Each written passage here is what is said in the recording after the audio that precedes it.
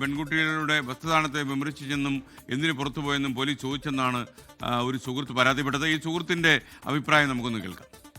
8 ആളുകൾ ഇവരെ തടഞ്ഞു നിർത്തി ആദ്യം തന്നെ ഇവർ പാസ് ചെയ്ത് പോകുന്ന അശ്ലീല ചോയോടുള്ള സംസാരങ്ങൾ, ഇവരെ തെറി വിളിക്കുക, അനാവശ്യമായിട്ട് തെറി വിളിക്കുക, തെറി വിളിച്ചു. അതിന് ശേഷം ഇവരവിടോട്ട് വരുന്ന സമയത്ത് ഇവരെ നേരിട്ട് ഫേസ് ടു ഫേസ് വന്നിട്ട് കുട്ടികളോട് മോശമായിട്ട് പറയാം. ഒരാകെ പാനിക്കായി.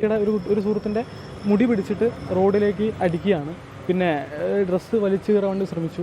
പിന്നെ അതുപോലെ തന്നെ ഇവിടെ കഴുത്തിന് താഴെയായിട്ട്, ഇവിടെ ചെസ്റ്റിന് മേലെയായിട്ട് ഇവിടെ ആക്രമിച്ചതിൻ്റെ നഖത്തിൻ്റെ പാടുകളും മറ്റു കാര്യങ്ങളൊക്കെ ഉണ്ട്. അപ്പോൾ പോലീസ് വന്നു. അതിനകത്ത് ഒരു പോലീസുകാരൻ, അതും എല്ലാവരും വന്നു. പക്ഷേ അതിലൊരു പോലീസുകാരൻ മാത്രം വന്ന സമയത്ത് തന്നെ ചോദിക്കുന്നത്, നിങ്ങൾ എന്തിനാണ് ഈ കുട്ടികൾക്ക് എന്താണ് അപകടം പറ്റിയത്, ഇവിടെ വെച്ചിട്ടാണ് പറ്റിയതെന്നൊന്നുമല്ല. വന്ന പാട് ചോദിക്കുന്നത്, എന്തിനാണ് നിങ്ങൾ 4:30 പിന്നെ ഈ സ്ഥലത്തേക്ക് പോയത്, അല്ലെങ്കിൽ എന്തിനാണ് 4:30 നിങ്ങൾ ഇറങ്ങി നടക്കുന്നത്, അല്ലെങ്കിൽ പിന്നെ അത് കഴിഞ്ഞ് ചോദിക്കുന്നത്, നിങ്ങളുടെ ഇതാണോ ഡ്രസ്സ്. ഒരു കുട്ടിയോട് അക്രമം ഏറ്റവും കഴിഞ്ഞ കുട്ടി അവിടെ ഇരിക്കുന്ന സമയത്ത് ആ കുട്ടിയോട് ചോദിക്കുന്നത്, നിങ്ങളുടെ ഡ്രസ്സ് ഇതാണോ.